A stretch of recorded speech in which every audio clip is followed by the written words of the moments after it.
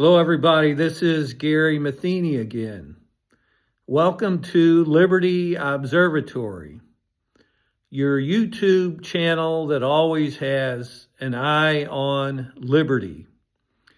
I am concerned that I'm not getting enough likes and subscribes because I've recently learned that you can wind up on YouTube Desert where they're a company want to make money, and if you're not getting likes and subscribes, then you can wind up somewhere in the internet where you're hard to find. So I don't want to be hard to find because I think I say some pretty interesting stuff from time to time. So please like, subscribe, follow, whatever it is that YouTube likes. I'm also developing a strategy where I'm doing shorts and trying to limit my time, my segments to about 10 minutes because attention span of the modern American person is not long. And I'm hoping to do it daily or almost daily, of little discussions, little presentations relating to matters that interest me. And remember, everything that I say has an eye towards liberty. So if you are a freedom-loving person or would like to be a freedom-loving person, stay tuned, watch me. I got a number of videos already posted. Review them. Formulate your own opinion. That's one of the advantages of being a freedom-loving person, is that you give other people room to have their own opinion. Well, today is going to be in defense of Martin Luther, the great reformer Martin Luther. And the reason that I want to do a defense of Martin Luther is that it seems like a lot of people never get past Martin Luther. A few months ago, I was in Cape Girardeau and I was fiddling around trying to get a radio station I could hear.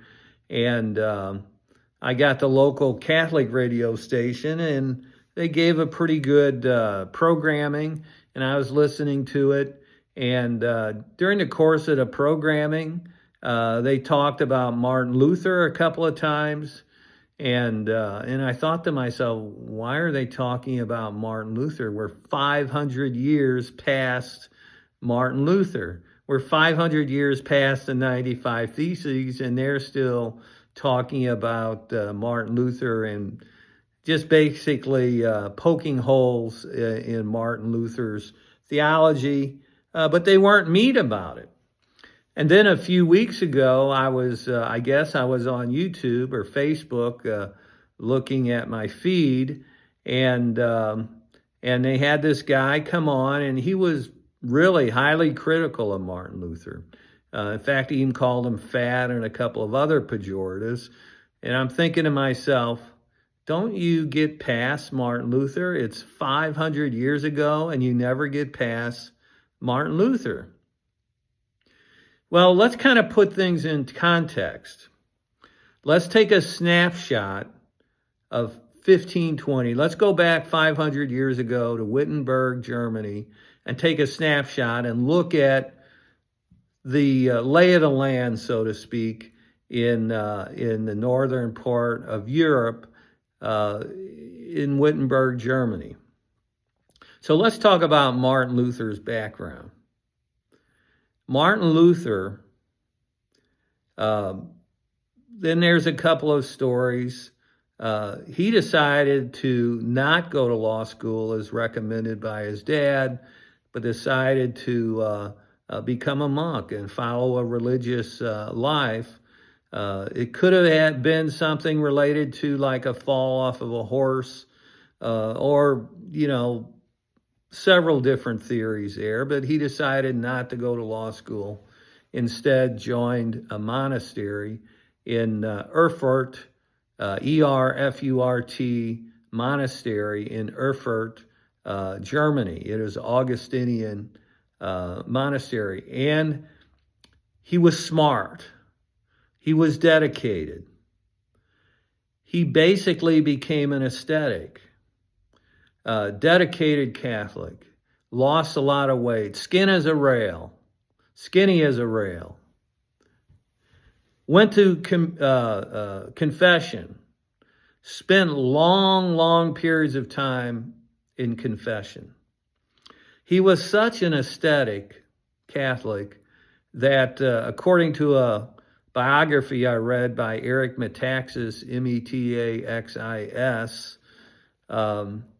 that basically his elders at the monastery sent him to Wittenberg because he was wearing them all out.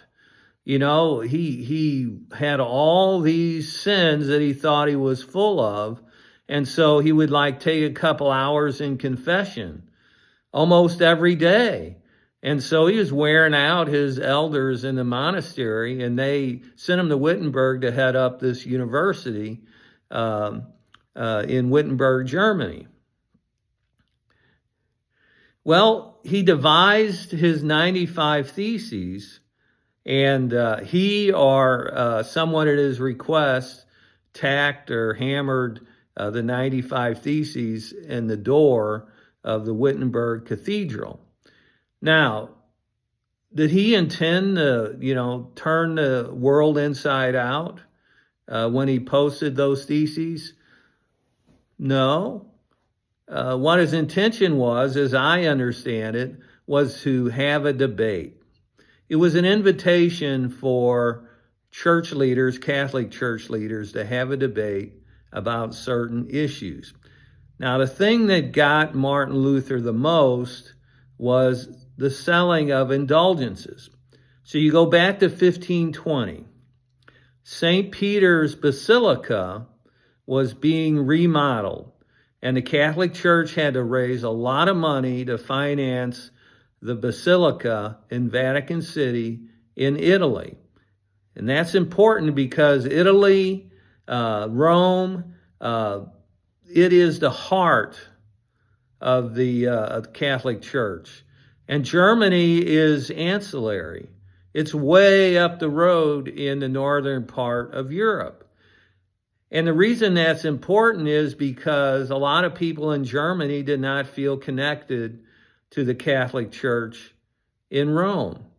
They basically didn't get on board with a lot of things that were happening in Catholicism in Rome. But they were Catholics. It was the Roman Catholic Universal Church. And so it was basically the only game in town at the time. And so the sale of indulgences upset a lot of people in Germany.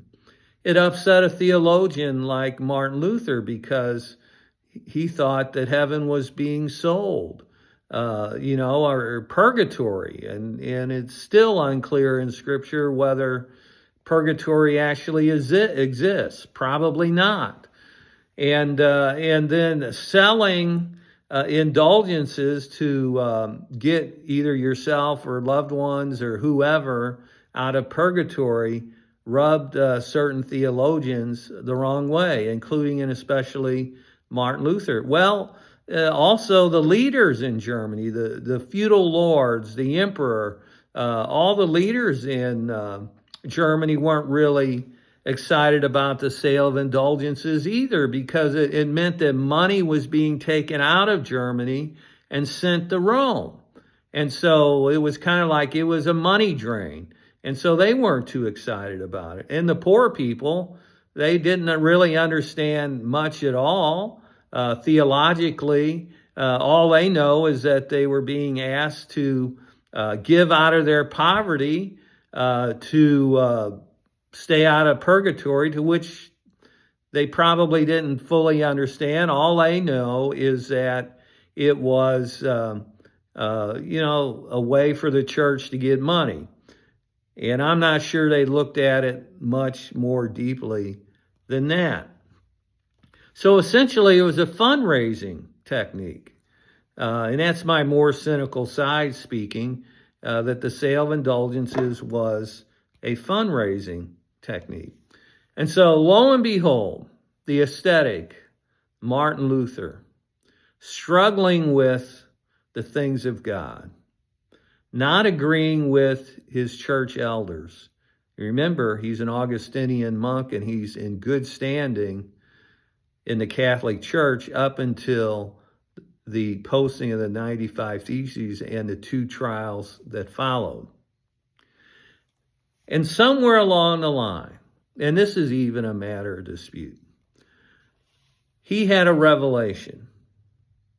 The revelation that the just shall live by faith. You see, he was in this quagmire of works, religious works, long sessions of confession, an ascetic life, long periods of fasting, skinny as a rail. And it didn't work.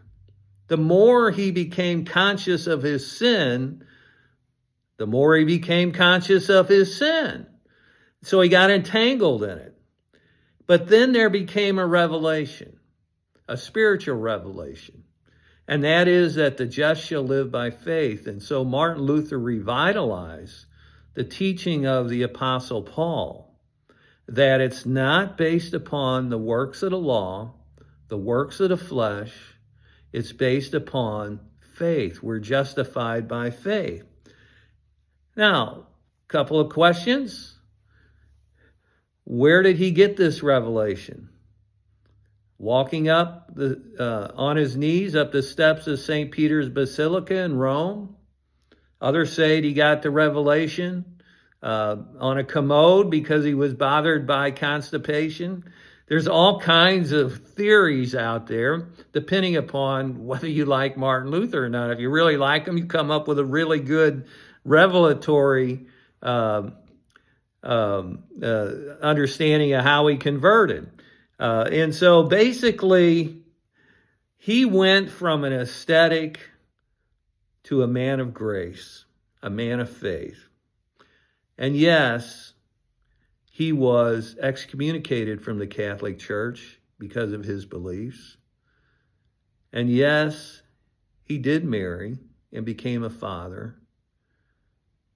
And yes, he did become large, rotund, not hugely obese, but he enjoyed the grace of God.